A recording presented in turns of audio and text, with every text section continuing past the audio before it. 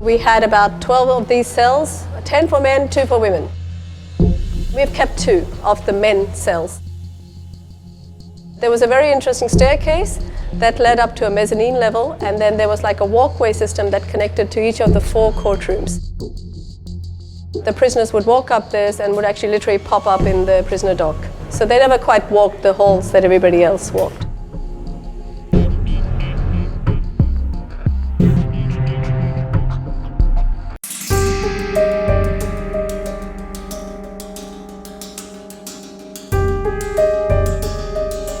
This is courtroom 1. This is where Chief Justice presided.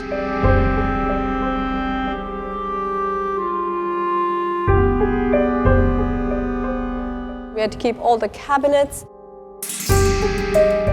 These are original benches. We took them all off-site, we restored them, brought them back in, and they look immaculate, they look wonderful. Chief Justice sat there.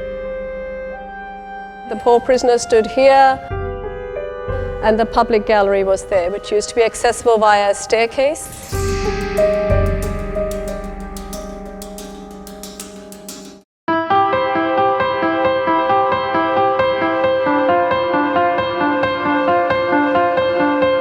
This was the original law library. It's a very typical way of putting libraries in neoclassical architecture. A round room with windows on all sides, so there's a lot of daylight coming through. Those beautiful cabinets, the round curved cabinets with curved glass that came all the way from England, they were preserved in situ, so we didn't dare move them. They were just too difficult, they were fixed to the walls. We kept them in place throughout this entire heavy construction and then managed to sort of restore them here.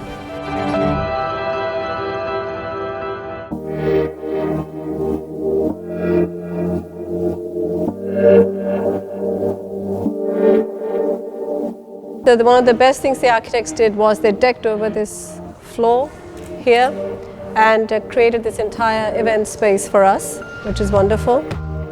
And the dome pops up in the middle of it.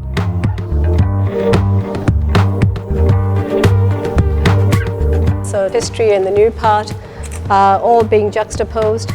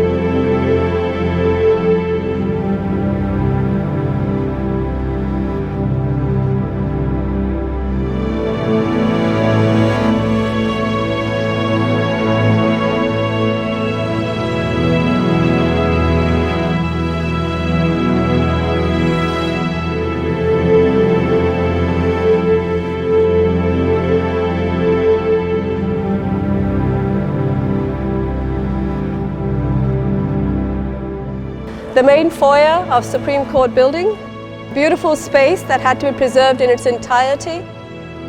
So you can hear my voice echoing and I can do nothing about it. This is the original materials we had to work with. It's all harsh surfaces. The flooring is original terrazzo. We have Shanghai plaster on the walls. That ceiling, during construction, we used to call it the chocolate ceiling, but that was the easiest way the construction workers could say chocolate ceiling. And it's original teak, and it was actually in pretty much this condition, really did not require a whole lot of work.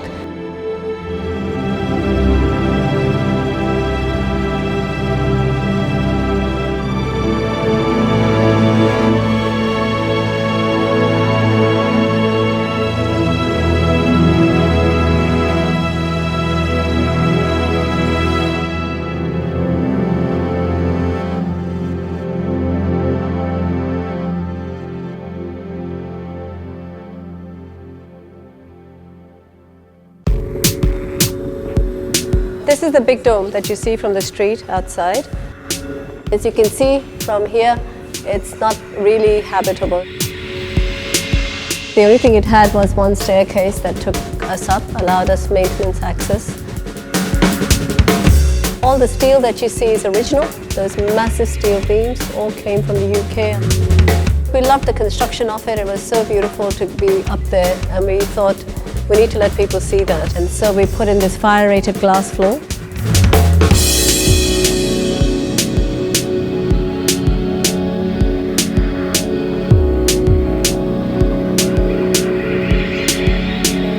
So you saw 2 tree columns there. This is the third one. These are the 3 main tree columns that we have. And this one is, of course, the biggest one and the most magnificent one. There are no columns in this space, and that was very important to us. You don't go and put in columns in a historic space. So this tree column design allows for these very large branches that cantilever. So this roof design, it might look simple, but it's actually highly technical, highly fine-tuned, and everything is just so. We could not move one little member without having to redesign, go back to the drawing board, which became both a constraint and obviously a delight now. I have to hand it to the architect. Honestly, the most beautiful roof design.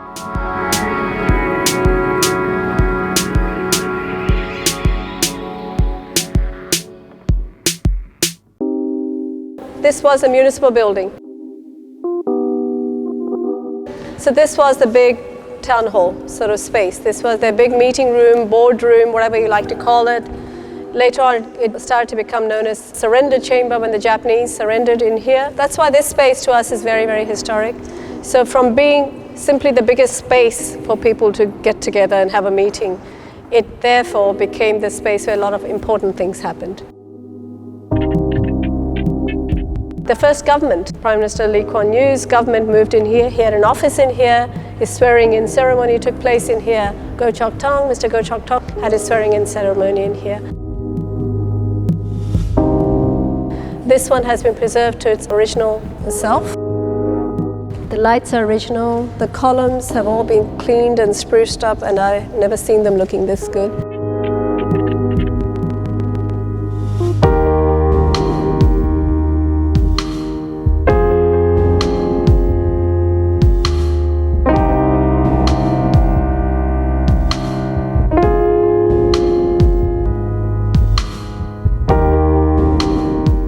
So this is the main lobby. I mean, everybody walked up those steps, and this would be the lobby where they would enter. Walking up that entire flight of steps really makes you feel the weight of history behind you. We have kept the history, I think, in a really respectful way, that it has now got a new lease of life, and that we are able to move into a new lab without compromising any of the history that's associated with it. I like to say I don't think we preserved it till it was pickled, but if we can bring a new life to it and have it adapt itself, then that's the best way to keep heritage going.